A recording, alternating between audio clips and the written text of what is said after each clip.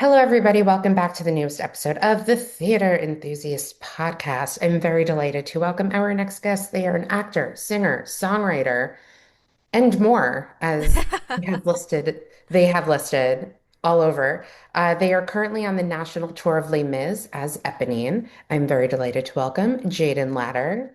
Round of applause. Thank you. Thank you. Lovely to be here. Yeah. So where are you guys actually right now? We are in Pittsburgh, PA. Yeah. Nice. Yeah. Yeah.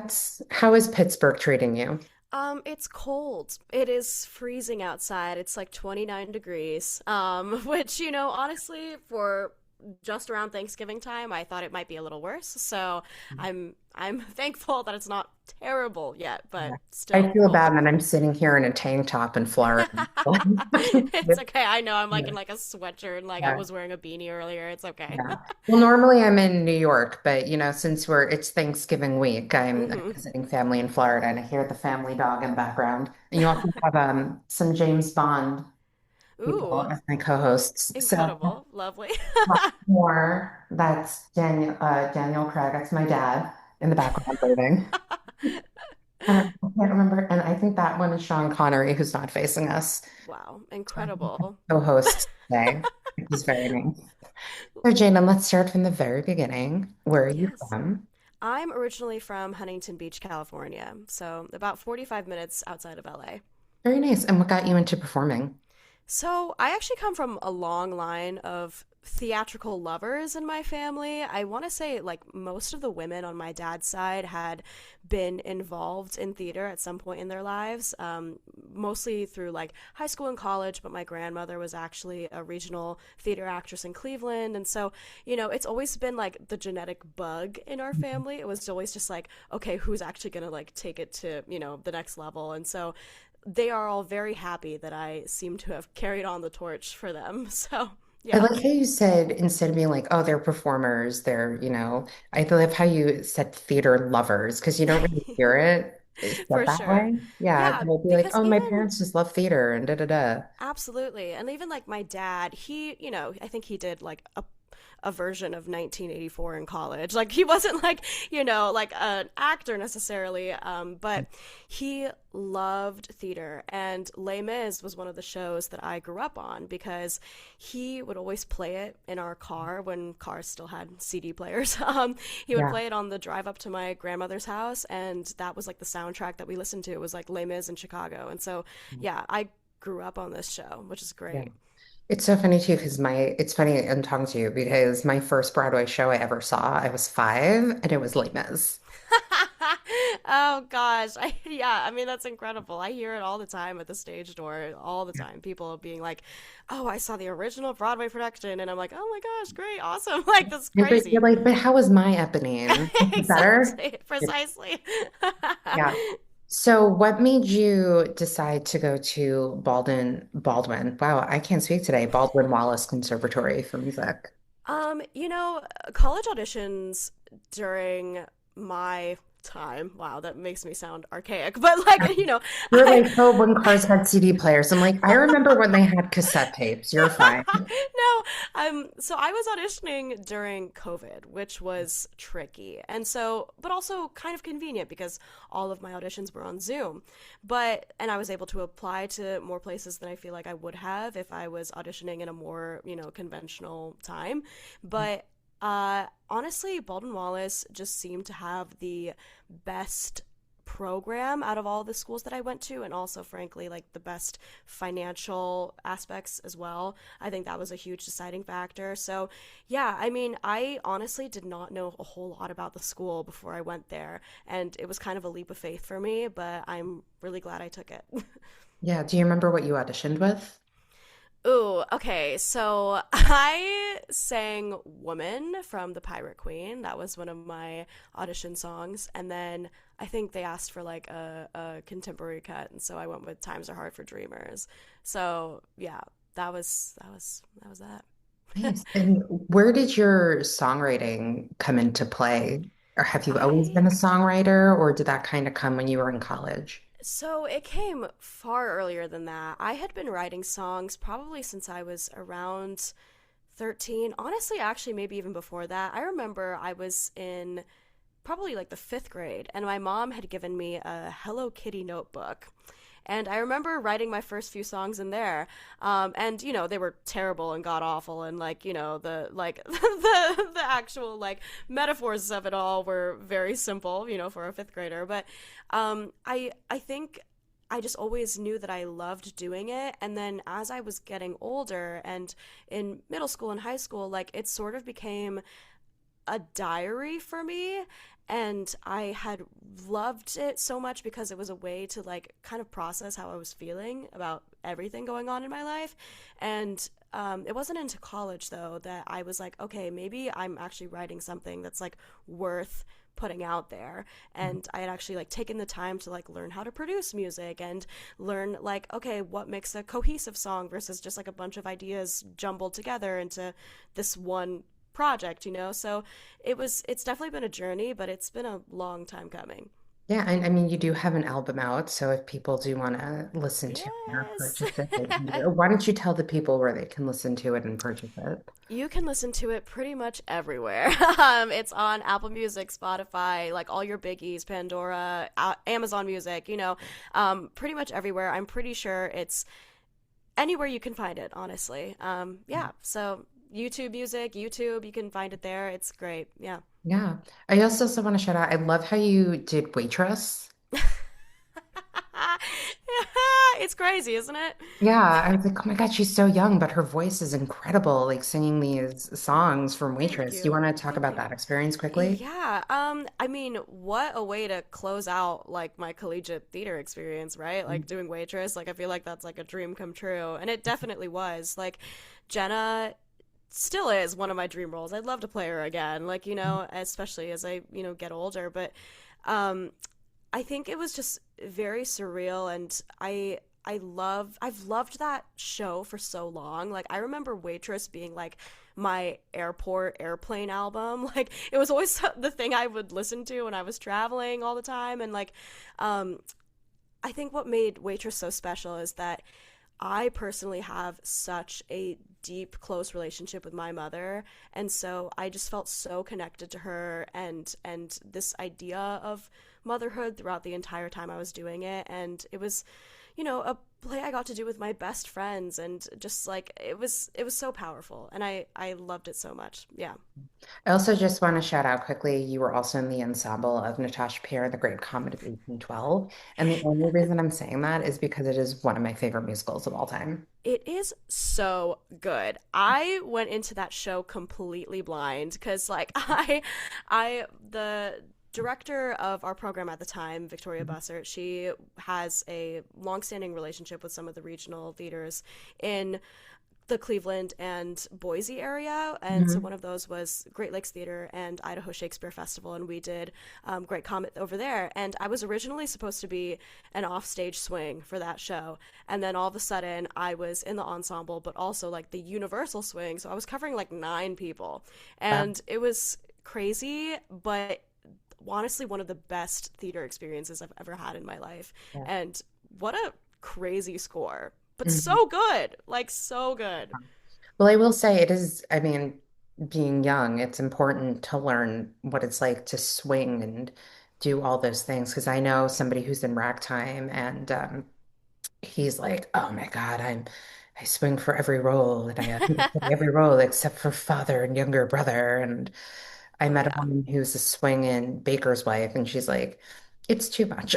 Yeah. So, No, yeah, it's a lot. It's definitely a skill. Like, some people say they have like swing brain. I was personally like color coding everything. Like it was, it's yeah. just drilling. Yeah, That's why it's important to always like be thankful for the swings and understudies of any absolutely. production anywhere in the world. Hmm. Okay, so let's talk Les Mis.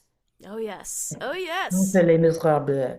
I actually saw the tour before you were in it over the summer at the Kennedy Center. Lovely. And I'm not like a hugely Mis person, but I was sitting there, I'm like, damn, this is like really good.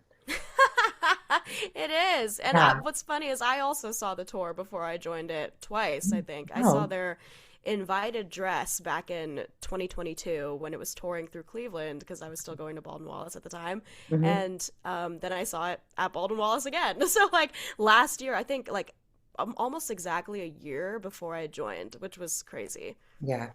Yeah, no, I went to visit a friend in DC. I'm like, let's just, see Les Mis. I know someone in the show. And it was also they knew somebody and it was their first time seeing Les Mis, so it kind of like weirdly worked out. And Hmm. I saw it the last revival they did on Broadway with Ramin and Hmm. I like how I'm calling him like I know him by his first name. Ramin Carmelu and what's his face? Will Smunson and Casey Hmm. Lee and all that stuff. So, for years I was like, ugh, Les Mis. But I think now that I'm older, I have more of an appreciation for it. For sure. And, it's definitely different from the original production, which is Hmm. great. And, Hmm. they don't have the turntable, which works without it, Uh-huh. So yeah, tell me how this production came to you and the audition process.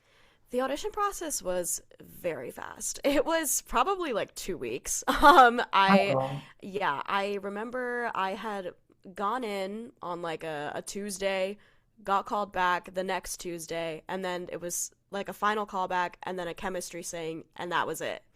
And then it was pretty fast, but I think also, they had people like these specific parts, they're very like plug and play. Like you can like it's very easy to kind of step into these roles. They're hmm. not as intertwined with the rest of the show as you might think.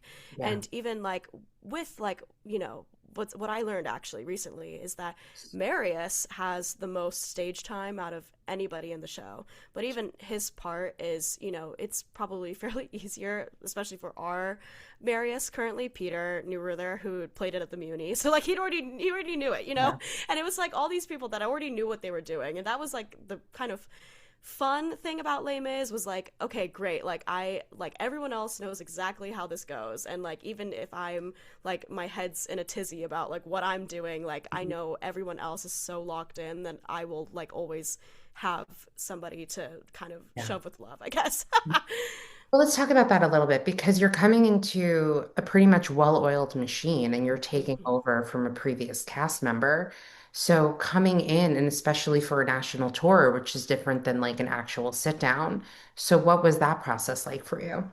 I mean, honestly, I was a little nervous coming into it because especially because Les Mis is one of those shows that is so well established and so beloved by so many people that they have so many opinions on how like these roles should be played. I was so relieved to find that when I started working on this, like I felt as though I had the freedom to bring myself to it and to make it my own, and that they weren't necessarily looking for exactly what had been done before. They said, okay, let's see what you bring to this scene, and like we'll make certain tweaks to make sure that it fits within the narrative. But like I felt as though the overall arc of my Éponine felt very true to me, and like that was so important to me. And there is a certain pressure to like make sure that the well-oiled machine stays well-oiled. Like I think more than anything, especially because it was my first job out of school, like I was like, okay, like I want to make sure that it works at the end of the day, and that I'm making sure that I'm upholding what other Mhm. people have already built on and have already created, because that's just, I think, honestly, just being respectful to like the work that they've put into like making this world and this universe.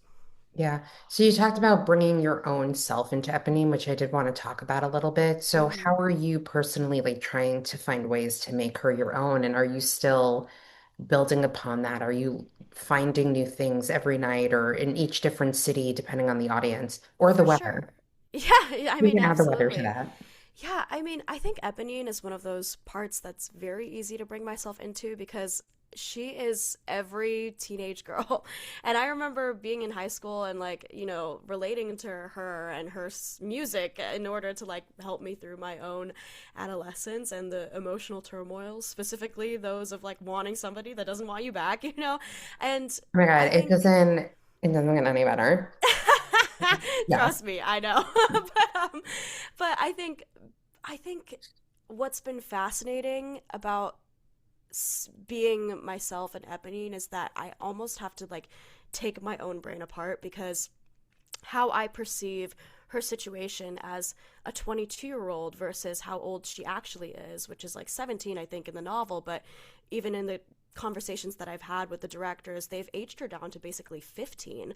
I'm like, okay, like I have to go back in time and be like, Hmm. okay, how did my 15-year-old self perceive love and this unrequited connection, and, sort of not placing, despite the fact that she's in a very mature world and has been put through so many like dark, I don't know, times, and just, trying to not let her maturity get the best of her and realize that the fact that she is still a 15-year-old and like she's so young, and how does that sort of pure, like untainted view of love persevere throughout her story. So that's been a challenge. Yeah.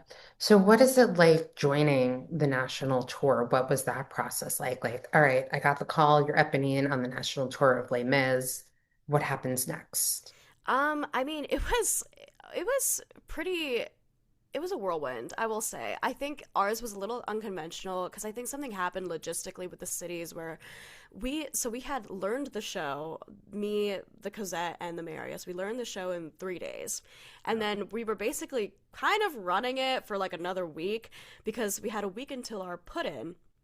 And then we did the put in, and then it felt like forever because we didn't start performances directly after our put in. We had to wait another like week and a half.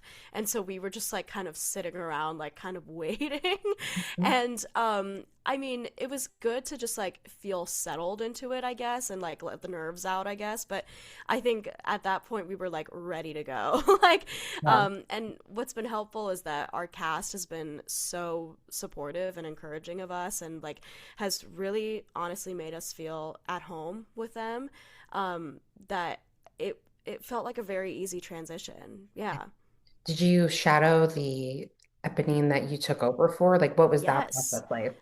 So we did have one night where we all shadowed. I remember, like, because you take it out of a rehearsal room that's just like, four walls and a mirror, and you start putting the pieces together. And it's kind of funny how small everything is from backstage, because we had like our first night of rehearsals, we got to see the show, and they were like, okay, like don't think about your tracks, like just like enjoy the performance, right? Hmm. And it all seemed so large, and I was like, oh my gosh, like how am I going to do this? And Yeah. then I was shadowing, and I was like, oh my gosh, this is actually like so, this is like a tiny, tiny world, and you just have to figure out where you're going. Um, but when I was shadowing, the Éponine that I was shadowing, Maya Renee Hunter, she's wonderful, she's lovely. She was so helpful and was basically like, I remember being like on stage at some points during the performance because she was like, no one can see you, no one can see you. Like, there's a black curtain here, like, just stand here, like, this is where you're gonna go, like, during this scene. And so it was so helpful because she was just so open about it and was like, this is what you do. And yeah, it felt very doable from then on. Yeah. So as a performer traveling the country and touring the country, how are you, this like these questions might be a little cliche, but I'm curious about them and I'm sure people listening would want to know too, because some people listening might end up on a national tour. Mhm. And so how are you staying healthy like physically and vocally? Yeah, I would I mean, say like mentally as well, but you can add that in if you want. mentally, I honestly, on a national tour, it is very easy to kind of like, especially if you're tired after, a 3 hour long show, Yeah. it's very easy to kind of self isolate in your hotel room because, and like rest. But honestly, I think the more you converse with people, the more you get out and sort of just like do things for yourself in every city, that'll help you mentally. I think physically, for me personally, it's been just about like taking your vitamins. Like, I'm so bad at routine. I just really am. That I didn't necessarily need the discipline that I do now in order to like make it through up to this point. So like it's been a learning curve for sure. Just like trying to, make sure I'm doing all the necessary things every day, but also personally, like, um, I have really just like bad knees. I have weak knees. And so, like, keeping up my physical therapy, like, that is something that you have to think about. If, like, you're somebody that gets chronically injured, like, you just have to make sure that you're constantly keeping up your strength outside of doing the show. Because you think that doing the show might seem like enough because it seems so active, but it's not. And So, yeah, I think just making sure that you're physically moving your body outside of the show and vocally, I mean, I don't really do a whole lot outside of the performance. Like I go to bed and then I wake up and warm up, especially in the colder months because it is so cold and dry. Humidifiers are your best friend, steamers are your best friend. Like, it's basically like anything that anyone says ever, just do it because it's like you really can't risk it, honestly. yeah. So how has it been touring the country? Because this is like your first Hmm. big gig outside of college, and like what a tour it is, what a gig it Yeah. is. So what has Yeah. it been, what is tour life like? And have any previously Ms. members or currently Ms. members kind of give you any like tips of the trade, whether it be like how to do laundry or like, Yeah, I mean, shopping? I don't know what you guys do on tour, for but sure. yeah. I mean, laundry, it definitely depends city to city. Like we have laundry here, we won't have laundry for the next like 2, 3 weeks sometimes, There have been, I think there was a stretch we went like 5 weeks without laundry in the hotel. And so like there's definitely there's actually laundry services. Mhm. I think Poplin is one that some people use. I've been lucky and haven't needed to use it yet. Um, but I think what's funny is that one of the like first pieces of advice that I had gotten when I was joining a tour was like don't overpack. Like, keep your bags to like, at least 10 pounds under, like, don't overpack. So I ended up severely underpacking and I was like, "Oh crap. Like I don't have like anything that I actually need. Like I need a sweater, I need more socks, and it's honestly, it's a personal basis. Like, it's really like it depends on the person on what you need and being realistic with yourself about what you'll actually use. Like, girl, you're not going to wear those shoes. Like, why'd you pack them? Like, you know what I mean? Like, it's stuff like that.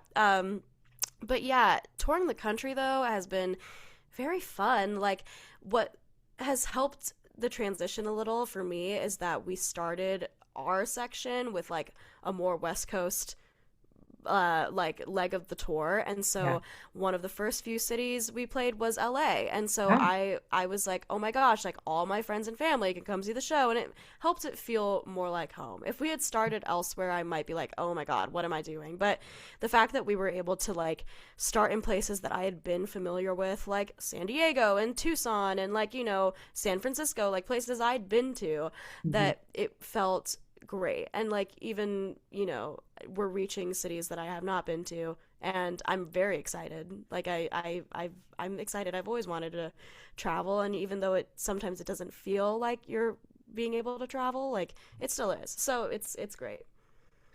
That's awesome. Do you notice the difference with audiences depending on the city? Yes. I mean, absolutely. I think LA was definitely an outlier. I mean, people are just very enthusiastic over there about like art in general, and so I think they had a much more rambunctious reaction to the show as a whole. And I think for the most part, cities have been wonderful. Like it's also fascinating because it just also depends on the theater that you're in. Like we were in the Fabulous Fox last week, which is in St. Louis, and it's a huge theater, but it like sucks out all the sound. And so like I was like, I'm sure we're getting like a good reaction right now, but we just literally can't hear it. Yeah. And so, it's fun. It's funny to see how those like mind tricks kind of play on you. But Yeah. overall, like people love this show. They always will. I have no like doubt about that. So, Yeah, I always find it really funny because I have a part-time job doing merch at shows, and because mhm. a lot of people are from out of town and they see all these touring companies. I had somebody ask me a question. I was working at Hell's Kitchen once, and they're like, "So does this show stay here? Are there like any other shows that come into this theater?" It's like, no, it stays here. It's different from like national tours. Yeah. But no, that's just I find that really funny. Yeah, when I saw the Kennedy Center, my friend and I were like in the very, very top of the theater, like the very last row. Mhm. Everybody was like little tiny ants, but it sounded great. Yeah. Yeah, so Oh I my think it gosh. just, yeah, it depends on where you are. So you're with the show until It closes. It Yeah. closes, yeah. But it's Um, the same as it might extend. yeah. I mean, sure. That's always a possibility. I'm not I don't think that's gonna be the case though. This tour has been going on since 2022, but if you really think about it, like it was starting to go on tour like 2017. So like it's like had its It's been run, you know around. what I Yeah. mean? Yeah. Yeah. So our like official ending date is Mhm. June 28th in Boston, which is gonna be great. Yeah. And then you're gonna come back to New York or come to New Yeah. York. And then Yeah. you're gonna go see like the big thing that they're having at Mhm. Radio City. Oh yeah, like that's the goal. I want to be there. I will find a way to be there. My older sister, she's like, yeah, I already got tickets for 3 different dates. I know. You do you, girl. So Exactly. so Eponine has been a dream role of yours, right? So how has it been Absolutely. like performing in this role for you? Honestly, like I thought I thought it would feel more surreal, but it honestly feels just kind of serendipitous. Like I kind of feels like I've like settled into it as opposed to like, oh my God, like I'm doing this. You know what I mean? And so I think it's just been a treat. I've been having the time of my life if I'm being completely honest. Like Ooh, yeah. it's just like um I love this score so much. I love the music. I love Claude Michel's music. Like I just like this is so it's a dream come true. Like I don't know. It just feels like I'm in the right place at the right time and Yeah. it's great. Yeah. Do you have any other dream roles or projects you would like to do? Gosh, I mean, to this day, it's Kim in Saigon. Like that is like a ultimate dream role. I think just because I love the music so much, Mhm. and I'm still manifesting that one day it might happen. But if it doesn't, that's okay. But yeah, I think that's. I love the like 80s musicals. I just do. Like they're so good. So, Yeah. yeah. Maybe we'll get you into Phantom or like the immersive Phantom. Oh yeah. Oh Yeah, yeah. that's Get me in great. there. Yeah. Why not? Right? Do you have any top going theater experiences that you've had? Yeah, so funnily enough, I didn't get to see this production of Ragtime that's happening in New York, but I saw a production of Ragtime at Musical Theater West, which is one of the regional houses in Southern California. And I remember it was like a month before the pandemic had hit, and I was like probably I was in my junior year of high school and I was severely debating if I still wanted to do this cuz like I was one of those kids that did everything and I Mhm. was like, oh my gosh, like is it the right decision for me to like pursue the arts right now or at all? And I remember my mom and I went to go see Ragtime. They started the opening number and I was already like bawling my eyes out in just full on tears. Like I was like, "Oh my god, like I have to do this. Like this is why I love this job. Like this is why I love theater." Just like hearing that opening number was like absolutely like cathartic for me. So, yeah, that's definitely been a top one. I remember walking out of the Sunset Boulevard revival being like, "Oh my gosh, like I like this is also what I want to do." Like Like the there's newest been one where with yes, yeah. oh my gosh, like I'd never seen anything like it. And, it's been also a treat like sharing theatrical experiences with my parents cuz my dad is like a really big Stranger Things fan randomly and like he I took him to see the stage play and he absolutely like adored it. It was so incredible and even seeing like Hell's Kitchen with my mother, like Yeah. having that relationship with my mom, I literally was uncontrollably sobbing during No One and like into her shoulder. Like, it's like things like that, I think, shows that hold a lot more sentimental um, uh, weight for me are some of my top theater going experiences. I could sit and talk about Ragtime for like so many podcast episodes because I went to first night of previews Hmm. for this current production and I don't want to ruin it for you because you have not seen it. But the opening of the first song, how they came out, I was like, Gosh. open, yeah. And I was like, I just want to live in this opening number. Hmm. Yeah, that's how Mm-hmm. you know it's really good. But listen, it's there until June. I'm sure you get a layoff I'm or, sure. or Yeah, I'm. vacation. It'll happen. It'll Yeah, and then happen. you're just gonna like make your way over and see like Joshua Henry and Brandon Uranowitz and like Exactly. Casey Exactly. Lee just like sing their faces off and it'll bring you Precisely. to tear. Oh, I cried the entire time. I had a tissue in my hand the entire show. Yes. Oh, and I'd love to see my friend Rod in it. He's playing Houdini. Oh my Oh gosh, my God, so that's good. amazing. Yeah, he's wonderful. Even how he enters is Mm-hmm. cool. Yeah. So, not to give Gosh. anything away.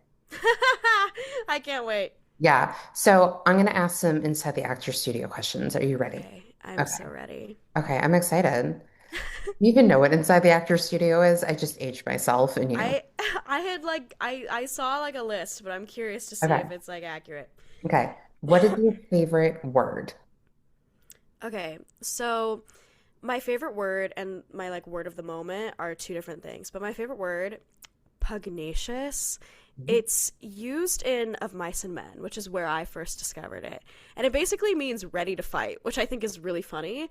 But Would you say like I Éponine has her pugnacious moments? absolutely, Yeah. absolutely, she's a pugnacious girl, like she Yeah. is. Yeah, but I think over the past month, I've caught myself saying serendipitous like literally 10 million times. And I think it's probably also because I'm thinking about Kate Beckinsale's haircut in Serendipity, and I'm like, oh my gosh, I want that for myself. Like, can't I'm wait for just trying that. to think of what it is. It's very like of that time.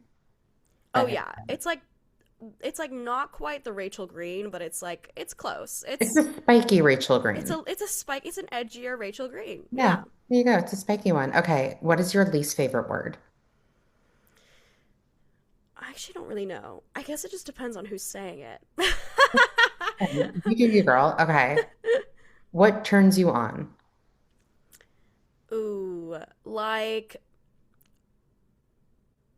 if you smell really good. Like, I think, yeah, if something smells really good, I'm already on board. Yeah. What turns you off? Um, when someone smells really bad. No, I'm like, this is my, I don't know. Sometimes, gosh, I don't. This is gonna sound horrible, but I've been icked out before by if somebody has like a really cringeworthy laugh. Like I'll be like, oh gosh. But anyway, I digress. I digress. Listen, there are different things for different people. People random icks that people don't like. So all good. Okay, what is your favorite curse word? Definitely fuck. Sorry. Like this is just so good. You can't really beat it. You can't Yeah. beat it at all. What sound or noise do you love?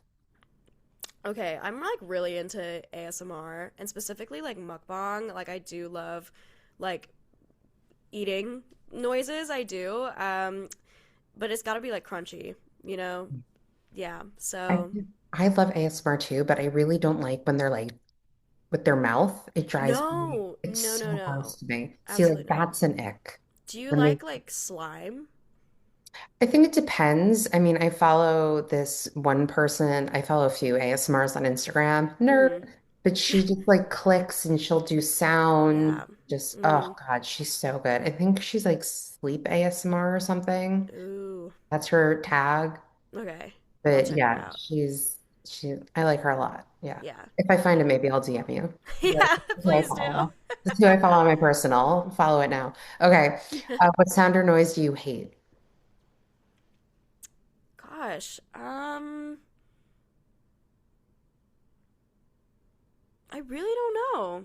I really don't know. Probably something like metal scraping, like metallic-y things aren't for me personally. So no ASMR metallic. Probably not. Yeah. Yeah. I Yeah, it's haven't got to be heard- like crunchy or Yeah. like yeah. What profession other than yours would you like to attempt? So I was always the person that was like, I'm gonna have six PhDs like by the time I'm through with life. You know what I mean? And Yeah. so I'm like, but they all have to be like really random majors. But when I was in high school, for the first part of high school, like the first half of it, I thought I wanted to go into biochem. So I think I could be a biochemist for sure. I feel like I can see that. Yeah. Yeah. I Or think they'll it's just like fascinating. make a musical and you'll play a biochemist in it, combine your Precisely. passions. And like the real reason I wanted to be a biochemist was because I saw a television character that was one, and I was like, that seems cool. And I was like, maybe I'll just act one out, but it's No, okay. weird. Like my younger sister, she's in school right now for nursing, and she was Hmm. obsessed with Grey's Anatomy, and that's what got her into wanting to be in the field. Exactly. So Art changes people, it y'all. It does. does. I mean, look at you with theater and before Yeah. in ragtime, Yeah. you know? Absolutely. Look at what the world does. Okay. What profession would you not like to do? This might seem like a basic answer, but probably anything to do with like the embalming of like dead things. I think like the You smell. say that's like a basic answer, but I haven't really heard that answer before. But I'm like, like you might be like, well, sure, like naturally. But I'm like, the smell of formaldehyde. Like I'm thinking of like seventh grade science class where you had to like dissect like a frog carcass or like whatever. Like I couldn't. I don't think I could do that. Mostly like for the formaldehyde smell. I think the like discovery part of it is like cool, but and embalming period not for me personally. That's so funny. Basic answer. But no, and now I'm just saying, like, nobody's really said that answer to me, but What have people said? it's just the basic, like, politics or law or, but there's also, I've interviewed a lot of people, sorry to be like, but yeah, some I don't remember, but if somebody else said embalming, I feel like I would have remembered that if you brought that up. That's funny. Well, Well, I'm congratulations. glad. We're thinking Congrats it's to me. coming, but it's not. So kudos to you. Okay.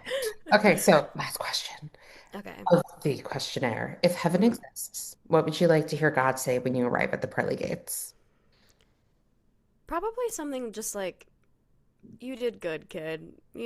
Something Mhm. simple like that. Because I feel like I spend so much time wondering if I made the right decision, if I did the right thing, if I'm doing the right thing. And I think just hearing some sort of reassurance that I lived my life in the best way that I could have and to the fullest that I could have, like, I think that would be more than satisfactory for me.